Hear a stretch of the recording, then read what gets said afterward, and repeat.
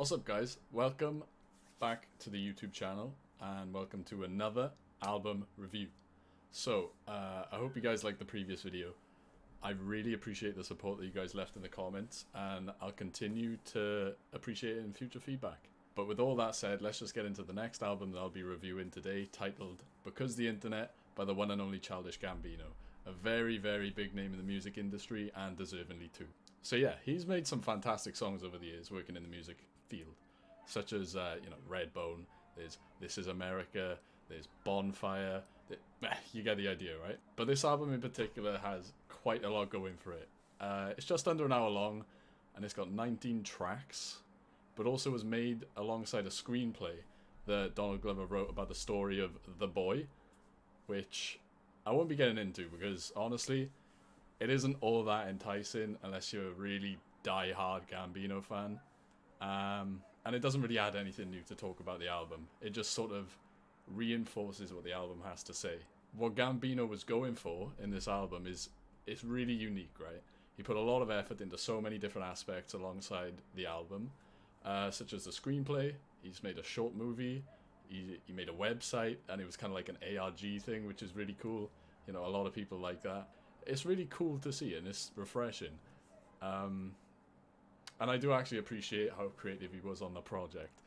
But unfortunately, I feel like all of these ideas he worked on affected the overall quality of this album. I think if he solely focused on the album, it could have turned out so much better than what it did. I mean, Donald even said himself that he thought the songs could have been more catchy. So yeah, let's hop on right into the album. It's kind of a mess in my opinion, but it seems to be confused. It vaguely tells the story of the boy, which is like part of the screenplay and everything. It's really relevant to it actually, and I believe the boy represents Donald's personal like feelings and experiences with everything he talks about in the album and written in the screenplay, yada yada, you get it.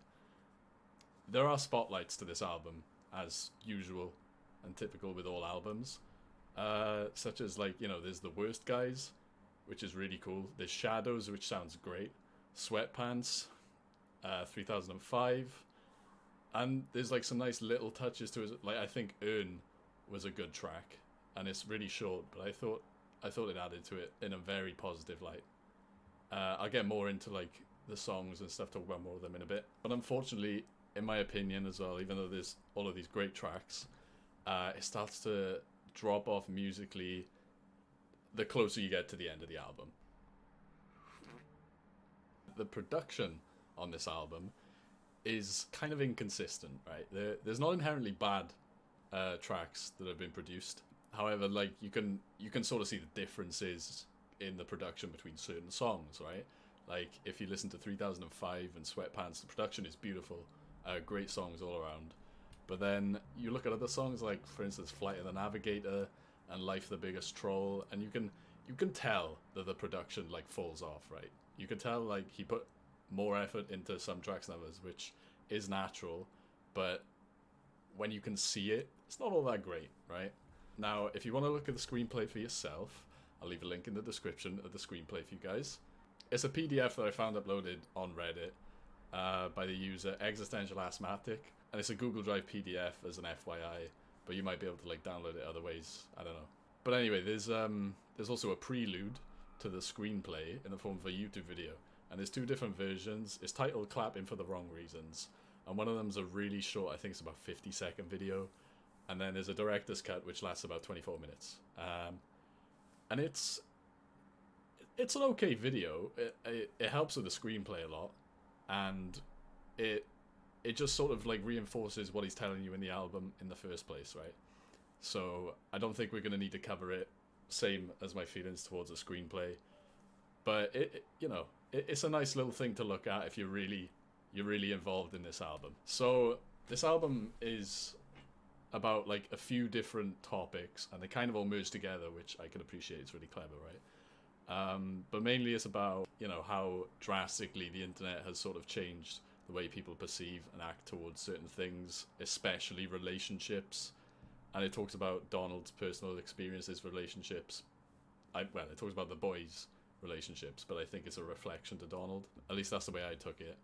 And it also talks about life in general, about, you know, how it can be full of things you just quite can't explain, but you just end up accepting anyway because you know you can't really change it. The album seems to be a very elaborate personal reflection on how his mentality towards sort of like building relationships and all things like that has evolved through different experiences, and how he struggled getting through these experiences along the journey. And it also talks about how he still struggles to this day. Like, he left it to where things haven't necessarily changed so much, or, you know, like, aren't going to change kind of thing. But he can't find reasons why he struggles, so he just kind of has to accept it. Similar to how he accepts, you know, life when things happen that you can't explain. Like, it all ties in together pretty well. He shows this along the entire album in different tracks in an orderly and sort of progressive fashion, which I can appreciate. For example, on the beginning tracks of the album and acts, which like go with the screenplay as well, he seems really distant from the emotion of like love and sort of building relationships, and he sort of treats many girls in the same way. He kind of represents himself as like this fuckboy kind of thing, right? For example, if you look at the song Crawl, which is the first full song in the album, he says lines from this like Crawl, kind of objectifying women in sort of general, right? And also the lyrics from World Star as well, showing how many women say that they love him at first sight, pretty much, knowing that it's not actually love at all, but it's just, I don't know, lust or whatever, right? But it's just, he doesn't have that trust with them. But then, going away from that, the whole like fuckboy stage of the album, we move on to the sort of middle of the album, and he starts to find commitment. He reviews relationships more respectfully, probably because he found a certain girl in his life or whatever that's made him feel wanted. I don't know, right? But if you look at the lyrics in 3005, right, you can kind of see like the chorus, you know, it's self-explanatory. But there's other songs like Sweatpants have certain lyrics which, you know, resemble the same thing. So yeah, the middle of the album is sort of where he's changing his views on the whole relationship kind of ordeal. But then we move on towards the sort of like second half of the album, nearing the ending. You'll see a lot of lyrics where he's struggling to understand love, because he's caught in this sort of mental trap, and he's feeling desperate, such as in the song Flight of the Navigator, like the entirety of verse 2. And there's other songs as well that sort of represent these similar feelings, right? When we get on to the ending of the album, like the very last few songs, you can see that he's kind of just lost hope. He's still like deeply in love, and he really wants it, and he's desperate for it, but he's sort of also coming to terms with he may not get what he's looking for, and he just kind of accepts it, because he talks about like he's lost trust in his emotions. If you look at the song Life, the Biggest Troll, all of these lyrics and feelings, they really correspond well to his views on the internet, you know, because it's a place full of everything, and you can do whatever you want, which really relates to his mental stage in sort of relationships and love. At the very few first songs of the album, you know, you can do what you want, you can talk to who you want, you view everything very similarly kind of thing, right?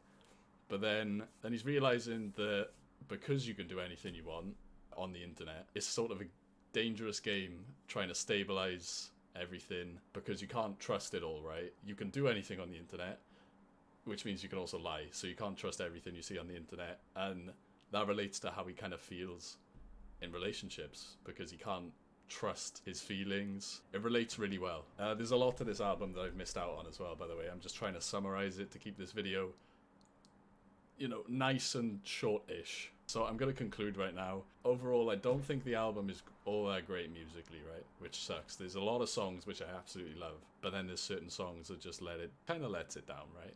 But I really can't deny the respect of the story he's trying to portray with the lyrics.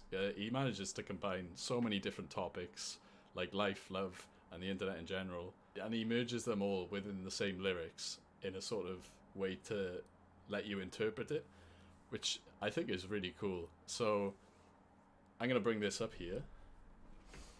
As you can see here, I've decided to make a tier list that I'll be using to rank albums instead of just the 1 to 10 method that I did on the first video, right? It seems more of an enjoyable method to rate it other than just the straight up 1 to 10. And I hope you guys, you know, enjoy it too. It's nothing too crazy, but it's just a little bit different. I wanted to mix it up a little bit. I've decided to place this album in the good section. I believe it's deserving of this spot, although it's very close to great. But unfortunately, I think that Donald tried to go for a little too much, and he sort of just lost track of, I suppose, where to invest his time properly. Maybe it was his intention to do this, I don't know, but I feel like it did have a really big effect on the album overall.